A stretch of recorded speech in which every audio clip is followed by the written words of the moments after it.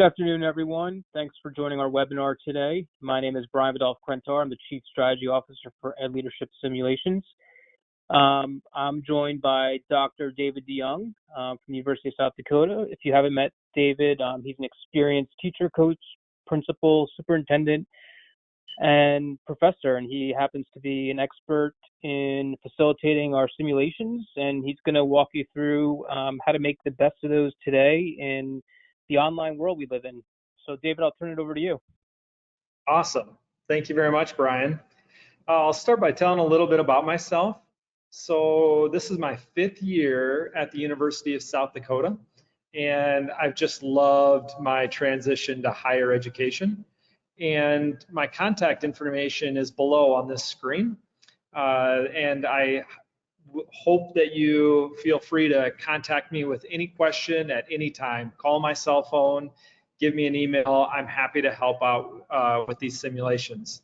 And a little bit about my story was I was attending a conference in San Diego about 4 years ago, and I stumbled on these simulations at a breakout session. And I thought in just 10 minutes, I was like, whoa, these are the best tool. This is the best tool out there for current and aspiring leaders. And I have to be honest, over the past 4 years, my impression of the simulation has only gotten better. And especially right now with the pandemic that's, has a grip on our entire world, these simulations are absolute dynamite to be able to deliver them fully online, whether that's synchronous or asynchronous. And we're going to talk about that today. So I'm excited to be here, and I'm just going to kind of share what I've learned from facilitating these. I've facilitated them hundreds of times to thousands of school leaders all over the United States. And I just hopefully want to be a resource for you as you incorporate these in your program. So today, we just finished the introduction. We're going to spend a lot of time talking about how to facilitate these simulations online. We're going to talk about using Zoom, GoToMeeting. I'm going to share some key points, and I'm going to share how to do this asynchronously as well, because I've taught 4 asynchronous classes using these simulations, and it's dynamite. So, and then we will also experience a simulation. So I will model how to lead a simulation online. So without further ado, I've been experimenting with Zoom or GoToMeeting. There are probably other platforms out there, but these are by far the 2 most popular ones. And what I found overall is that they work well, Zoom or GoToMeeting. So my recommendation for you is to use the platform that you are most familiar with in facilitating the simulations online. Now, some advantages that I've found when I've experimented with Zoom, it's easy to navigate. I have a personal meeting room that I send one link out to my advisees or my students or the professors that I lead a simulation through. And I do breakout rooms, and I'm going to teach you how to do breakout rooms here shortly. And if you don't know how to set them up in Zoom, just do a Google search, say, how do I set up breakout rooms in Zoom? That's how I learned about a year ago. And I've been using them ever since, and they're great. And they're great for the simulations as well. And Zoom has excellent tutorials on creating polls and setting up breakout rooms. So don't be afraid to just do a Google search or use this webinar and type in to see those resources. They're only about 2 or 3 minutes. They're great. Now, what I learned about setting up breakout rooms in Zoom is on the left-hand side, you have settings. It's a button. And then you have to scroll all the way down until you see breakout rooms. And if you just can't find it, just do a search for breakout room, and then you toggle that switch on. And what happens is you're able to set up breakout rooms in your personal meeting room just by simply doing that.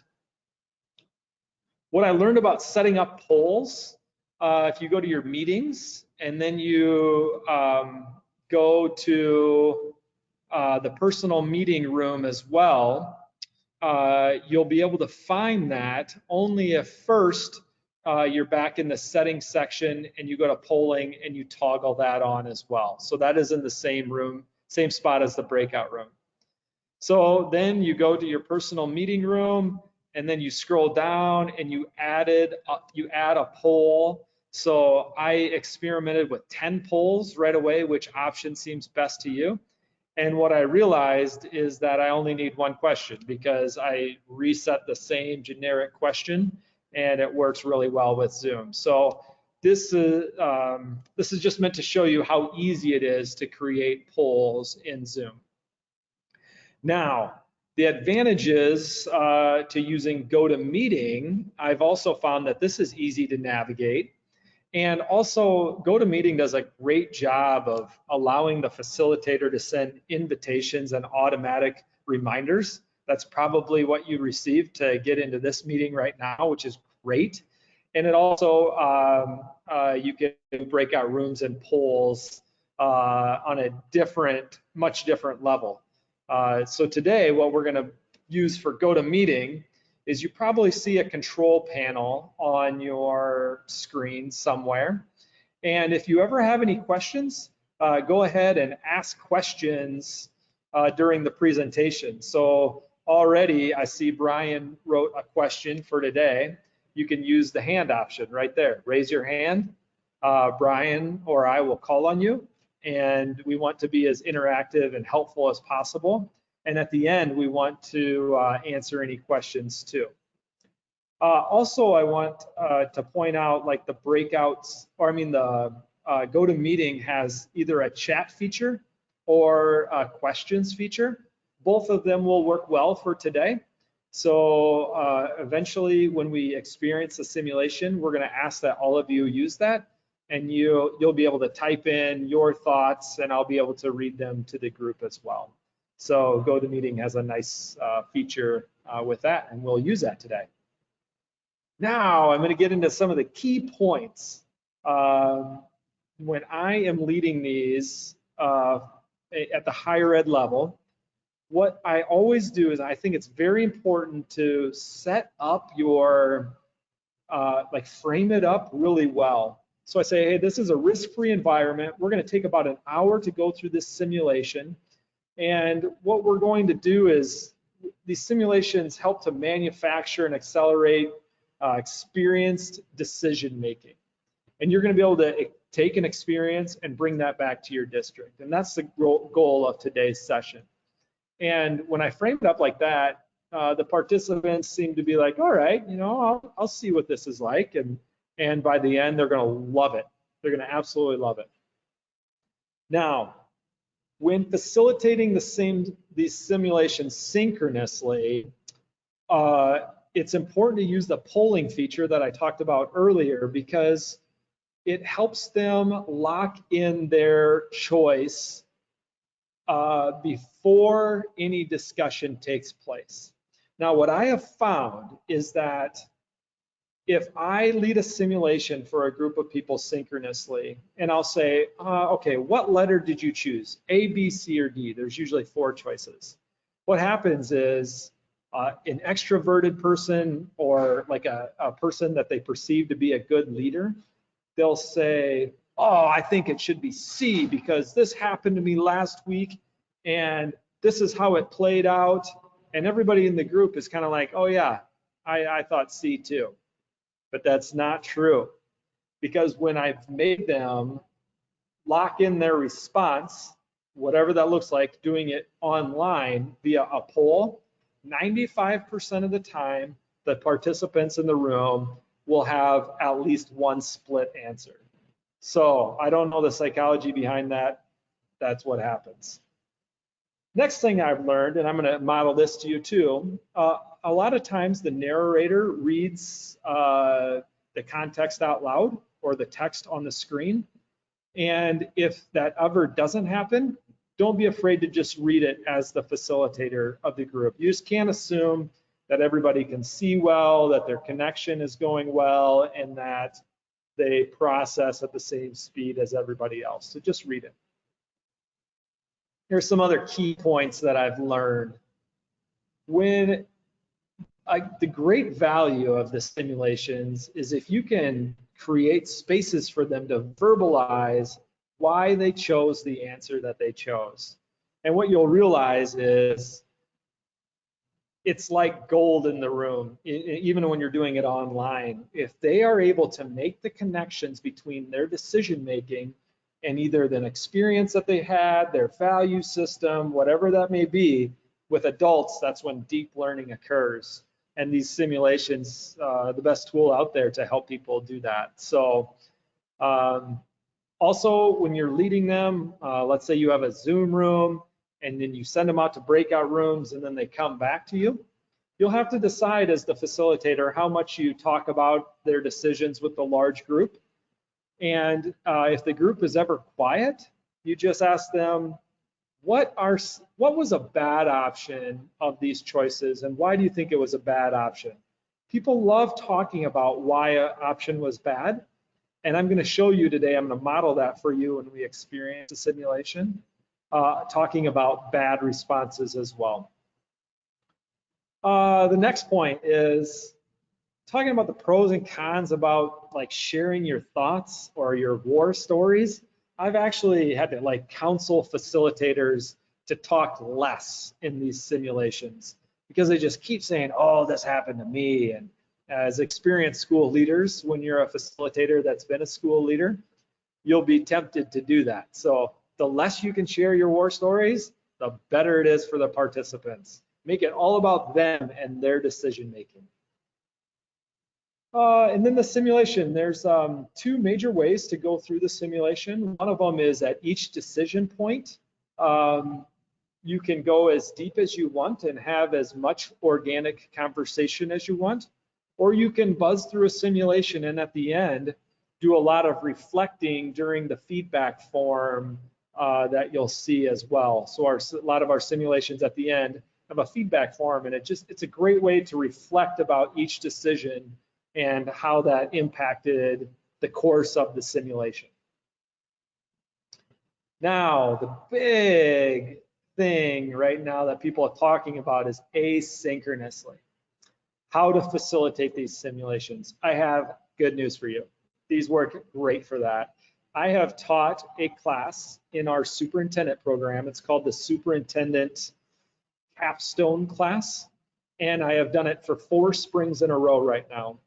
And what we do is I have, just like a lot of higher ed courses, they're broken into modules, and I choose to go through 1 simulation per module. And I have my students work with ELS to get a temporary subscription to the simulations, which they love, which is usually cheaper than a textbook that you could offer to them. And what they do is they experience the same simulation on their own by Thursday. And when they submit their original post, they find a peer-reviewed journal article that they attach to their post, and they use a citation from that. Now, all my colleagues in higher ed understand the value of that, and especially with superintendents, we realized that was lacking in our program, their ability to find peer-reviewed sources and use citations out of them. This works great for that.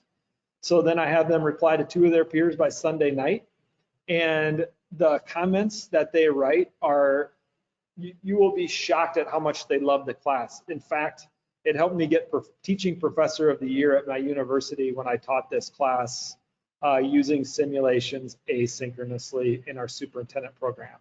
They have so many good comments, and I'd be happy to send those to you if you ever need to convince your chair or your dean or whoever to use these in your courses. So I can equip you with what you need for that.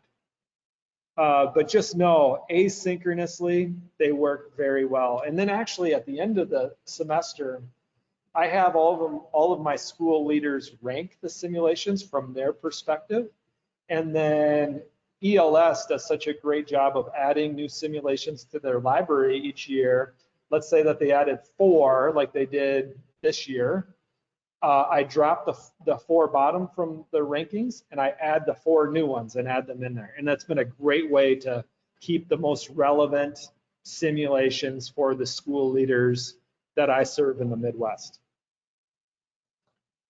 Next, we are going to facilitate, you're going to see a simulation. So give me a moment. What I'm going to do is I go to my control panel and I switch to Firefox. Okay, now you should be seeing Firefox. And I'm going to take you to the simulation homepage right now. Right now, it's edleadershipsims.com, and you can see the whole simulation library. You can get previews of the simulations, and I just wanted to point this out to you. There are 30 awesome sims in our library right now. Awesome, very relevant. The next thing that I go to is I go to a list of the 30 simulations that we can choose from. Today, we're going to go through navigating the politics of equity-based budgeting. And the reason that we're choosing equity-based budgeting for today is that's a hot topic in our programs. It's very relevant, and it's a new simulation, and it's getting good feedback from the school leaders out there. So I have this already launched, and right now, this simulation homepage with PDK Education Partnerships, this simulation was written by them in conjunction with Ed Leadership Sims.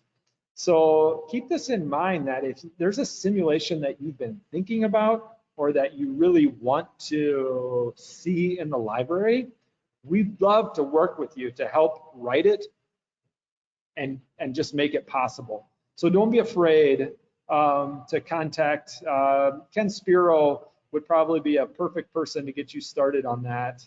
And just know that these are all written by our customers out there.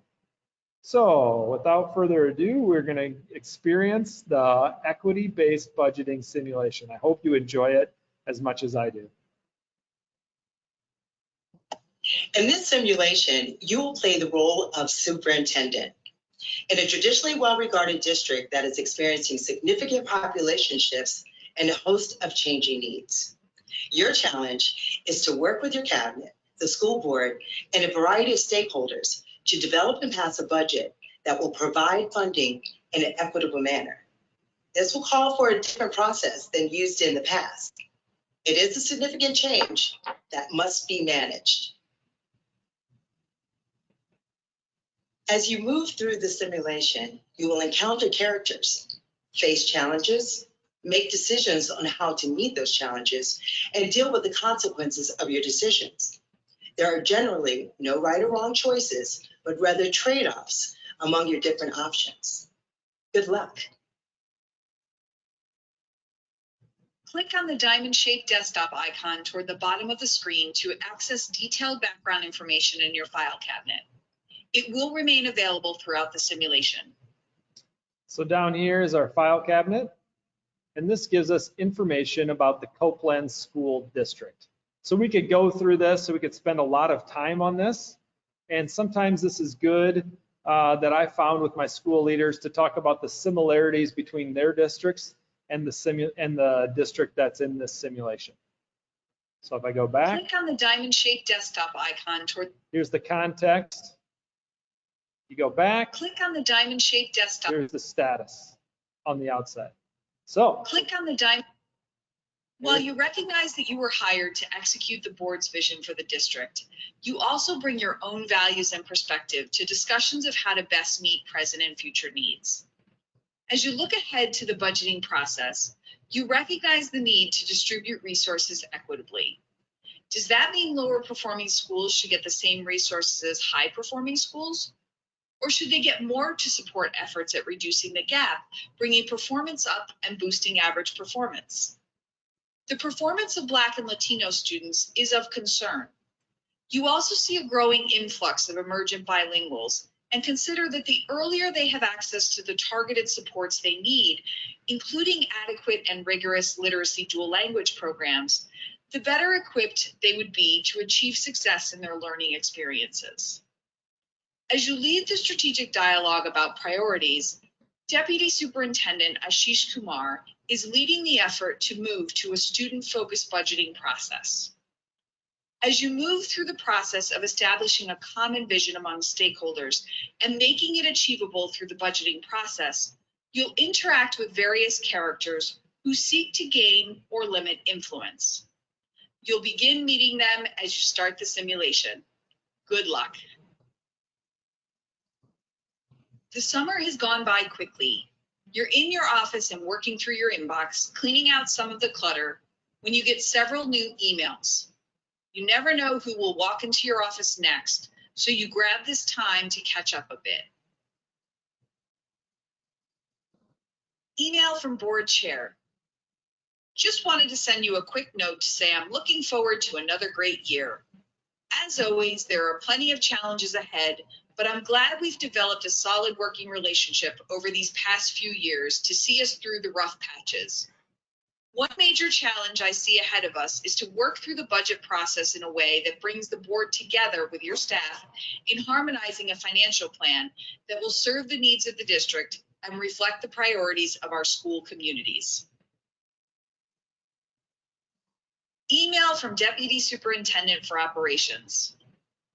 When you have a chance, I'd like to set up some time for us to review our budgeting process for the year, taking a look at the calendar and trying to get ahead of the curve. Let me know when you might have some time. Sooner is better than later. Email from Principal. Dear Superintendent, I am writing to express my heightened sense of urgency to secure appropriate resources for the students in my school. We will see an even greater influx of emergent bilingual students.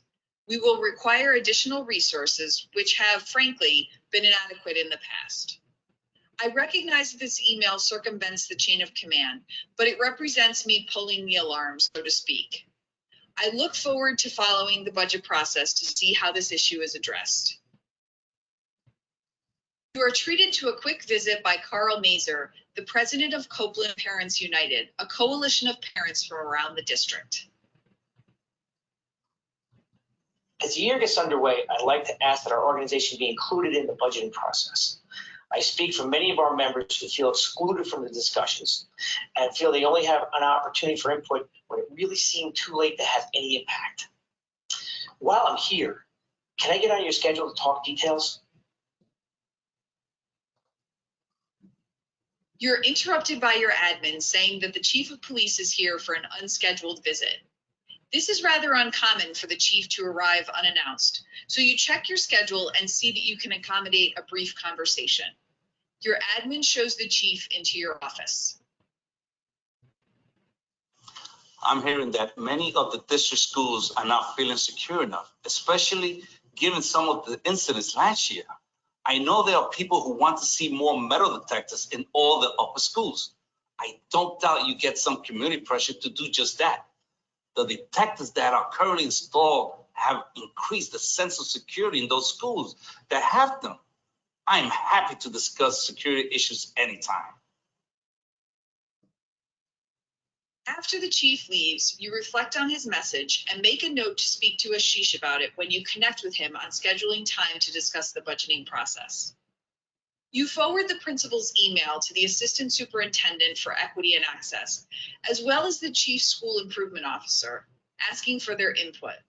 Both reply confirming the anticipated increase in emergent bilingual students, as well as acknowledging this area has been chronically underfunded. You make a note to call Carl Mazer to speak about the concerns he is hearing from within Copeland Parents United. You decide to begin getting ready for a public meeting with the Board of Education in mid-August to establish interests and priorities in preparation for the budgeting process. Which of the following will you do first to prepare for the meeting? The little blue dots on the numbered buttons below indicate more information is available by mousing over an option. Once you've chosen an option for your response, click the Continue button to advance. All right, there was some great videos that we just watched, and we're coming to our first decision point. So I'm not sure if you have experienced the simulation before or not, But the great thing about these simulations is right now we have these 5 choices to choose from. And in my experience, it's been between 2 and 7 choices, maybe. And right now, we don't know what the next screen will bring based on our decision. So with all of our simulations, we can't go backwards in the sim. We have to start it all the way from the beginning. And so based on our choice, this impacts our feedback form. It impacts how the simulation plays out, which is just like real life, which is giving us all an experience. So right now, I'm going to ask that all of you pull out a paper or pencil wherever you are. And I'd like you to write down 1, 2, 3, 4, or 5 based on what choice you would choose. And the reason I'm asking you to write that down is because when I launched the poll in GoToMeeting, these choices disappeared. So you're going to want to know, I'm going to read off these 5 choices. You're going to want to know which one you pick, write it down, and then when I launch the poll, you can easily respond. And whichever number gets the highest vote from our participants today, that's how we're going to proceed. These things are so fun. All right, number 1, contact each board member and ask them to share their interests and priorities with you in advance. This will give you some sense of the board's perspectives. Number 2, share your interests and priorities with each board member in advance of the meeting. Giving them a heads up will avoid any surprises. 3, ask your team to formally share their priorities with you via email. You can have these on hand for reference if needed. Number 4, review minutes and materials from last year's budget meetings. Though much has changed in a year, it's a good idea to reflect on how priorities were initiated. Or 5, schedule time for discussion and pre-planning with the board leadership and chair of the finance committee to establish processes. Since this is the 3rd year in their district, while you have a good sense of the process, it's important to get in sync with others up front. So write down 1, 2, 3, 4, 5, and I am going to launch a poll.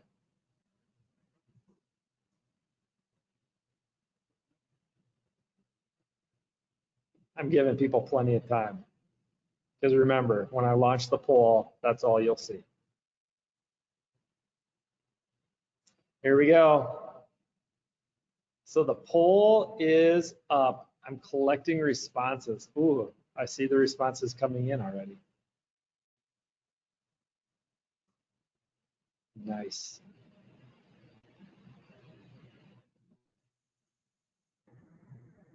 Oh, good job. All right, about 80% of us have voted already. Give people a little bit more time. Oh, nice. Excellent. So I'm going to close the poll and I'm going to share the results with you. We had 2 choices in the group. Some of you said 3 and more of you said 5. So I'm going to hide the results for that. So 3 and 5. If you would be willing now to use the chat feature on the GoToMeeting control panel that I showed you earlier. So I saw one person added a question in there already. So either use the chat or the question box and write what letter you chose, and also write why you chose either 3 or 5.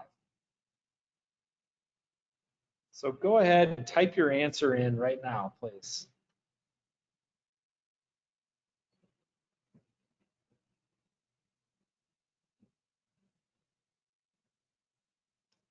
Ooh, Diana has a question that I'm going to answer while you do this as well. She asked, if my students purchase the simulations, what do I need to purchase to plan lessons and modules in advance? I have great I have a great news for you.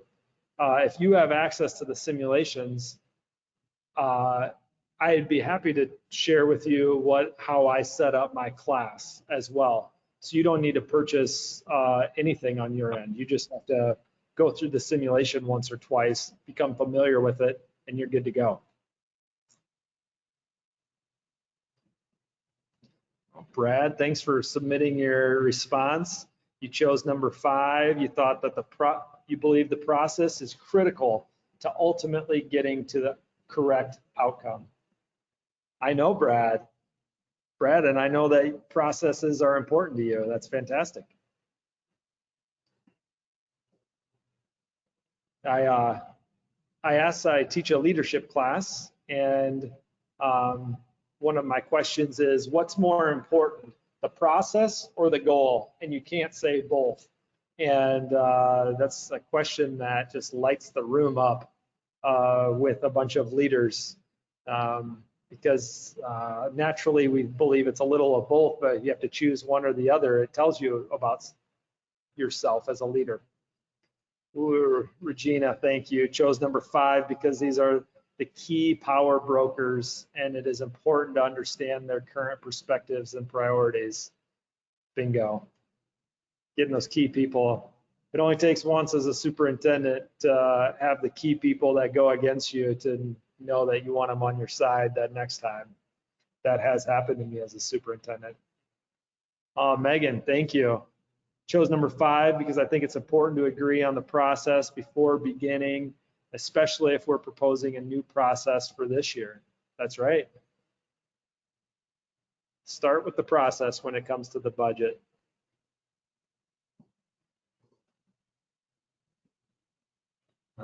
Thank you. I'm getting some nice comments from people. That's awesome. All right.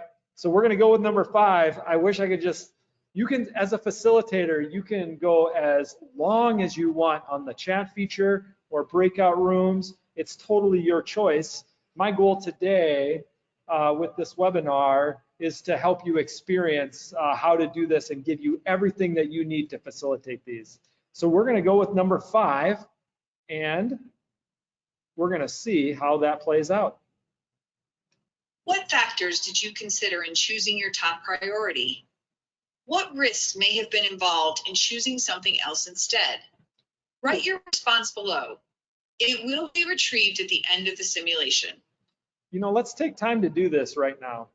So what factors did you consider in choosing your top priority, and what risks may be involved? Go into that for a little bit. Talk about some of the risks with our choice. You'd be willing to go back to the chat feature or the question box.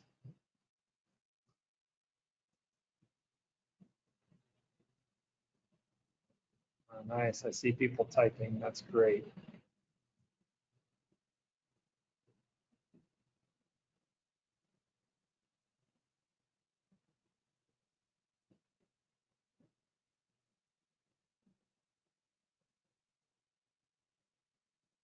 Very good.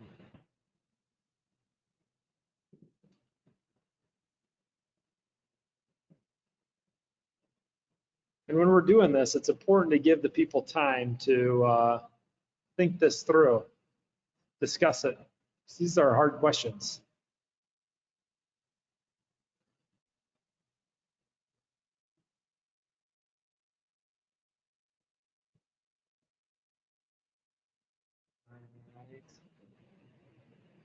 Oh, Brad, thank you. The risk I first consider is that I don't have everyone needed in the discussion about the process.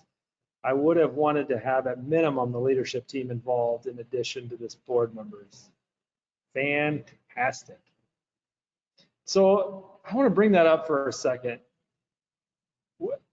When you facilitate these simulations, inevitably you're going to hear people say, I don't like any of the answers. And that's great. I love it when they say that, because I come back to them and I'll say, what answer would you choose? And why would you choose that? And that is critical thinking 101. And it's so good to talk about those. Megan, there's a risk in asking people with strong opinions to wait to express their preferences before we agree on the process. Oh, that's right on. That is risky. Don't ask for somebody's input or advice if you're just going to totally disregard it because you've already made that decision. I'm making a policy not to do my important work over the phone or email. I think the process needs to be in place. Great. Oh, this is so good. So I am going to copy some of these into the tests so that way people can see them. And you can do this as a facilitator however you'd like to.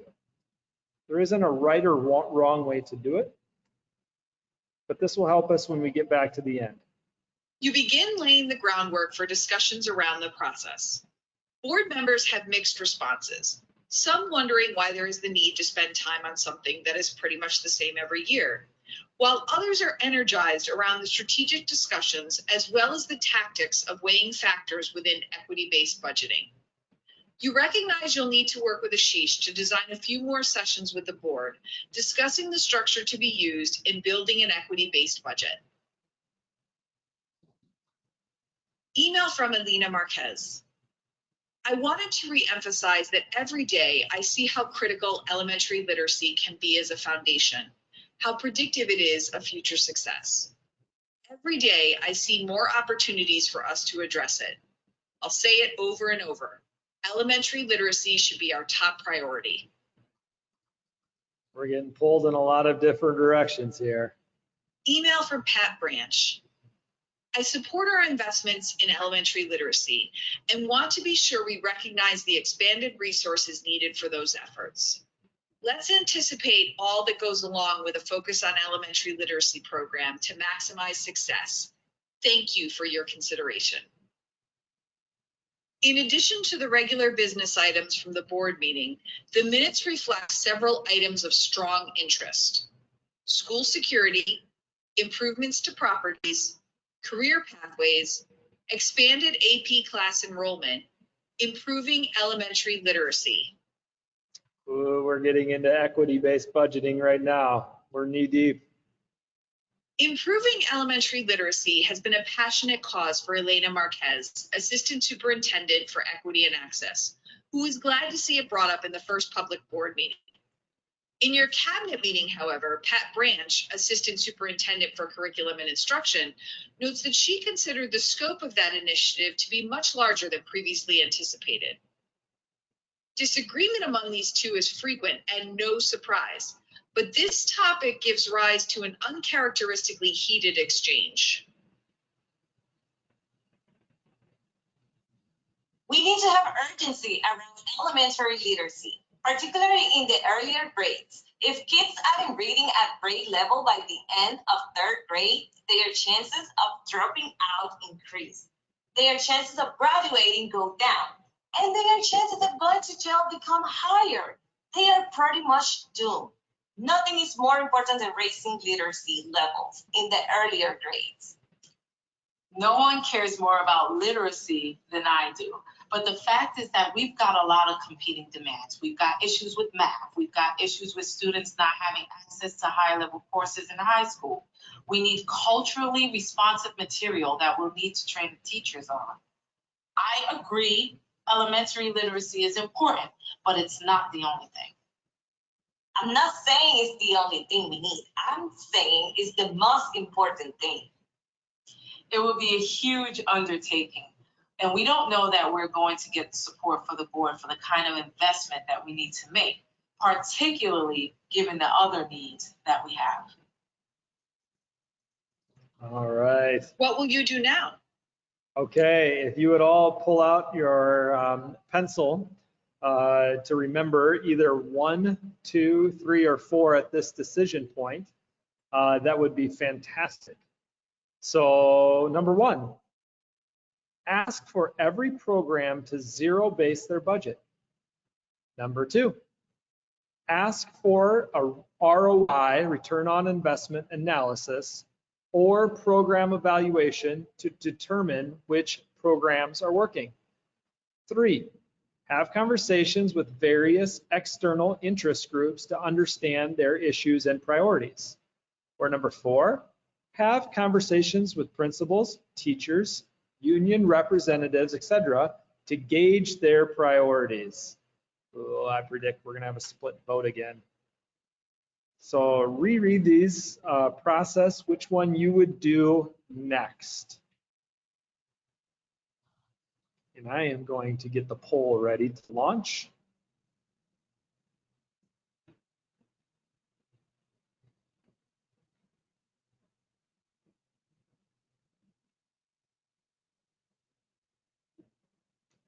All right.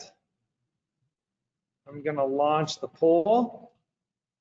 And if you on your own would write 1, 2, 3, 4, I had 5 on this in case we chose a different path that had 5 options. Nice, I see the answers coming in already. Interesting. Split vote again.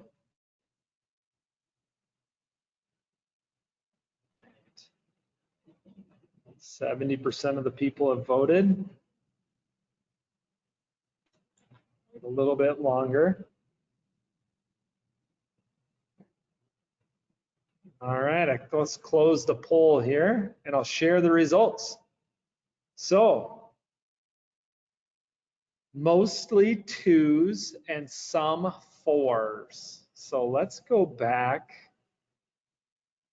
Ask for an ROI analysis or program evaluation to determine which programs are working. Or have conversations with principals, teachers, union representatives to gauge their priorities. So if you would take a moment to say which number you chose and write that in the question box, and we'll just kind of share our thoughts from the group from all over the country right now. And as you're typing this out, one thing that I don't want to forget to tell you is if you are leading a principal-only program, this simulation still works really well for you because it gets people thinking about that next level of what a superintendent would need to deal with from their perspective when they're hearing from everybody. And if you can help your aspiring principals get a systemic perspective of the school and how it is systemic rather than their building or their program, you are giving them an absolute gift of an experience. All right, let me read some of these here. First person, Brad, I believe that it's important to establish where you are in order to set goals on where you wish to go. So number 2 gives you a program evaluation and it should help with that. Oh, I agree. If you, as leaders, we need to know where we've been, where we are right now, and where we want to go. And if you get a program evaluation of each, it could help you. Next one, I believe it's important to collect data regarding program outcomes relative to student performance. That is absolutely right. We need to stay as instructional leaders, and that's definitely part of that, using data. Diana chose number 2. I want to know what's effectively and efficiently meeting the district goals. Bingo. If you can connect the data of the programs to your district's strategic plan, what a great way to make decisions as a school superintendent. Stephanie chose number 4, but would put the ROI process in place simultaneously because it could take time and would inform next year's budget. Great point. As a school leader, we need to make sure that we're making decisions in a timely manner. And if we say, okay, I want an ROI analysis from all of your programs, I mean, that's going to take some time. And you need to keep things going, especially if you're working with your board and you're working with your business manager to set the budget. Maybe you don't have time, but maybe you think this is a good idea to start getting in place for next year or future years. Fantastic. This is so good. Megan chose option number 2. It provides some actual data rather than emotional responses. Bingo. We need to lead in a way that is based on information and not our feelings. Mary Pat, I chose number 2. There's no point in continuing a program that's not working, no matter how passionate people are about the purpose of the program. The community in which I live in South Dakota right now, the school has 25,000 kids, and they cut a major reading program from the elementary schools, and it hit the news and everything, and it was a big deal, and they made the decision based on exactly what Mary Pat just said. So I wish I could read all the responses. I'm sorry, I can't, but we got to keep going on here. Most of our responses were number 2. One thing that I want to point out that I've learned as a facilitator is this: if it's ever like a dead heat and it, like 1 or 2 people would sway it one choice or the other, I would focus the facilitation on getting people to talk with their neighbor or listen, and then ask them if they want to change their response. And I just praise them like crazy when they change their response after listening to somebody. And I say, you know what, that's just good leadership, getting wise mentors and wise counsel that you can talk to and run something by, and be open-minded enough to be able to change your mind if you think of something new from somebody else. And I just love pointing that out to people. All right, number 2. Here we go. Let's see how this happens. What happens next? A neighboring district is reporting 3 new cases of measles, enough to qualify as an outbreak. You've already heard that one of the students had been granted a vaccination exemption, which is now the subject of intense debate. Just like real life, random things come up. As a result of asking for an ROI analysis of every program, some areas can link to student achievement and some can't, but their budgets still don't tell you much. Board members want to see the outcomes linked to results. Very good. You speak with Ashish about the budgeting process and the need to continue the change effort with the board. I'm getting the sense that as we move through the budgeting process, we have to figure out the best way to involve the board. I want to do all we can to ensure that you have their support to get this budget passed. I could use your guidance about how we should involve them throughout the process. You get a call from a colleague who is now the superintendent at a neighboring district. What would you want to share about or ask about at this point in the budgeting process in order to get their perspective? Right now, this is a great thing to talk about, but I want to show you kind of what happens next. So we're going to skip this stage, and I want to stay true to our time. As the year unfolds, you find the level of time commitment you need to make to various constituencies varies. At this point in the year, looking ahead to the equity-based budgeting process, how would you allocate your time? All right. How would we allocate our time in order to maximize equity-based budgeting process? Take out your pencil or pen again. We're going to go to the next decision point, and we're going to talk about how these 4 choices. Number 1, would you do an even split among the board, cabinet, and school community? Number 2, half to the board, the other half split between the cabinet and the community. Number 3, half to the cabinet, the other half split between board and community. And number 4, half to the community, the other half split between the board and the cabinet. Think this through. How would you spend your time and your energy as you go through this next stage?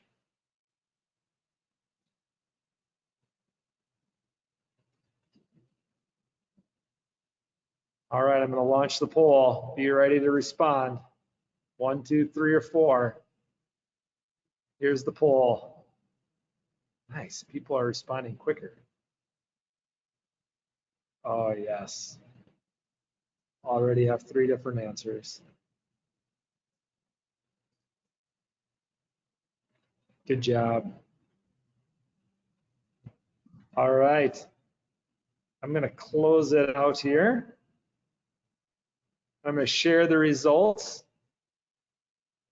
In this one, 5 wasn't a choice, so 3 of the 4 options in the same webinar, we had 2, 3, and the edge goes to number 4. So let's go back and let's revisit which one those are. So this is the one that had the most votes, but it's fairly close. So let's please go to your question box. That seems to be working best for the most people. Write which one you chose and why.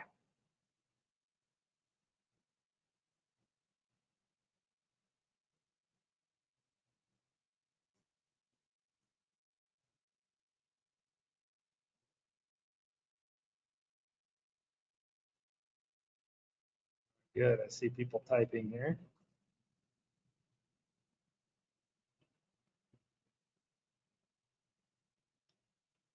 And just so you know, I've facilitated this one a dozen times. Number 4 has never been the number 1 choice, which is awesome.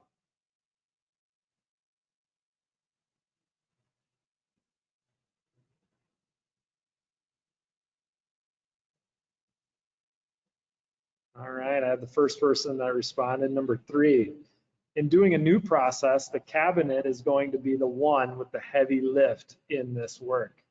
Yeah, thanks, Brad. I agree that the cabinet they're the ones with the heavy lift. So we need to spend half of our time with them. That's great.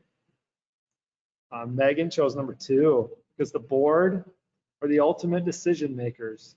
They need to be on board with how I'm thinking about this. Yes, that is exactly right. You know, in our superintendent classes, we teach that the school board is their primary responsibilities are hiring and firing the superintendent, setting the budget and approving expenditures, and establishing policies that the school leaders need to enforce. So that's one of their top duties. Give it to them, give them the most, yeah. Regina has the community as the source of the power that will influence the board. If we don't keep a pulse on the community, how will we know what to do? We'll be making decisions in an ivory tower. Diana is number 2. The board has to support and pass the budget. I think it's important that we understand everything about the process. You see how close these responses are, but it's getting us as school leaders to talk about what we need to talk about, right? And this is such a great decision point.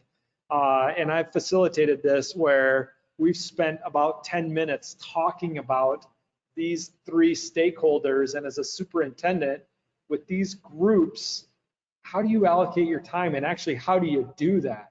So you could take as much time as the facilitator as you wanted.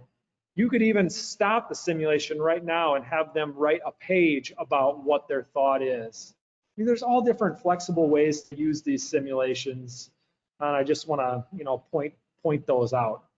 But keeping true with our voting process, number 4 had the most votes.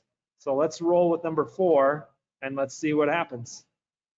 How will you ensure you are appropriately allocating your time on the priorities you have made for the year? Skip. Email from principal. Dear Superintendent, as I have not gotten a response to my earlier message, I am writing to again express my heightened sense of urgency to secure appropriate resources for the students in my school. We are seeing an even greater influx of emergent bilingual students, which require additional resources that I expect will be inadequate as in the past. Email from Board Member Serrano. I recognize that it can be difficult to keep sight of our top priorities amid the district's shifting landscape of needs. I'd like to speak with you soon about expanding AP enrollment being a priority that we stay focused on. I'll stop by next time I'm in the building. The local paper runs a story recapping security failures within the district from the past 2 years. An op-ed piece questions what the district is doing to keep students and teachers safe. David Ochoa calls that evening to make sure you're aware of the story in the paper about security. He shares his frustration. I'm sorry to disturb you, but I wanted to make sure you were aware of the story in the local news media about school security. I imagine that the board will be pressured by the community and some special interest groups to push the district to invest significant resources in this issue. I'll let you go, but from my perspective, there are much more pressing issues. After the story appears, you are called by the reporter who asks for your comment. What is your course of action? All right, I'm gonna have you take out the paper or the pencil and paper right now. but I'm going to ask you a different question. I'm going to ask you a question. I'm going to say, which option would you not select in this out of these choices?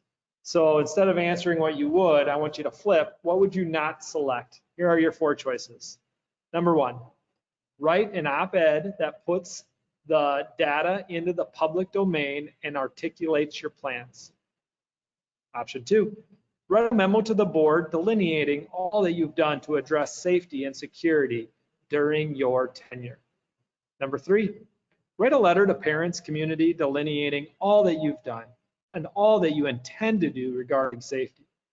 Or number 4, hold a community forum on school safety. So which one would you not do in this decision point? I'm going to launch the poll now. Ooh, those are fast answers. Oh, it's 50-50. Oh, not anymore. Nice. Thanks for all your votes. Oh, excellent. I'm going to close the poll. I'm going to share the results.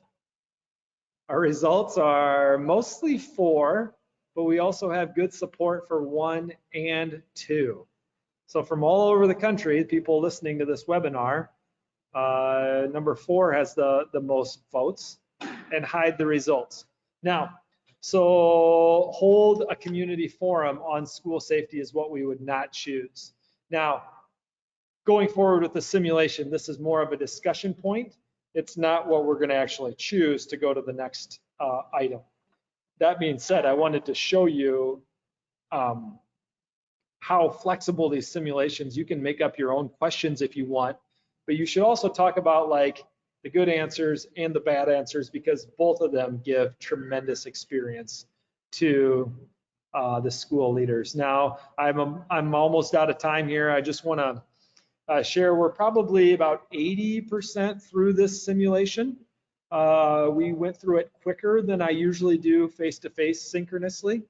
And towards the end, the chief of police comes back in and says that you can get a discount on the metal detectors if you go with the community. And there's all these different scenarios that pop up as you're going through the budgeting process. And you eventually have to get through the whole budgeting process. So I'm going to, first of all, I want to thank everybody for engaging so well and responding so quickly and typing in your responses.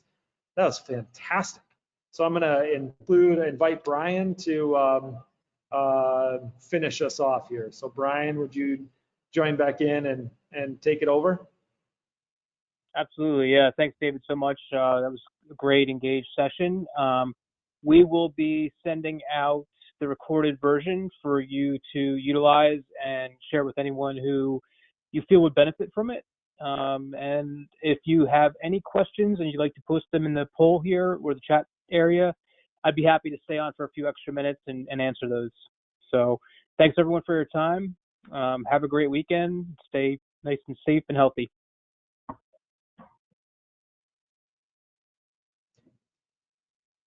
We had our first comment. Thanks, Brad, for your kind words.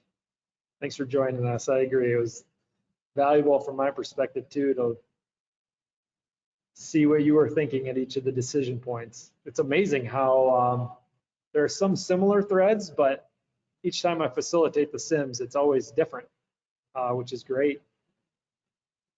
Thanks, Maureen. Thanks for your kind words. Thanks for joining us as well. Here's a question for Brian here. Are these simulations being made free to our students? Yeah, so we're offering complimentary access through the end of June. So if you're interested, you can either reach out to me or reach out on our website, and I'll have Amber provide access to those simulations, as well as some materials to get you started with how to facilitate, etc. So just shoot me an email. I'll post my information in here in case you don't have it. But all the emails you received about this webinar did come from me, so you should have my email address as well. Regina said, and that was informative. She plans to share this with their faculty. That's great. And if we can be a resource to your faculty, if they couldn't be here today, just know we're happy to help. Diana, thanks for your kind words. You're going to use these in your course. They love them. So that excites me that you're going to use them in your course. Megan, thank you. Thanks for joining as well.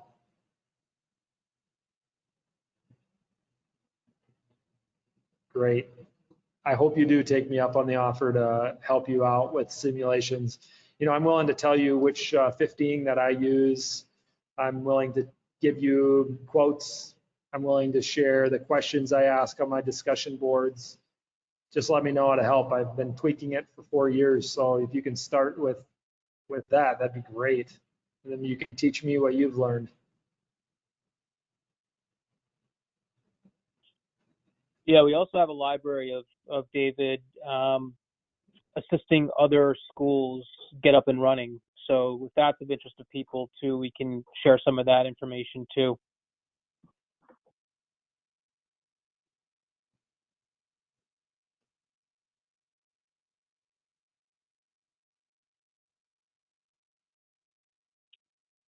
Okay, it looks like we're at 2:31 here. I don't see any other questions coming in. You will receive an email from me with the recording, so you'll have my contact information. I'm going to go ahead and end the webinar now. And as I said, everybody have a great, safe, and healthy weekend.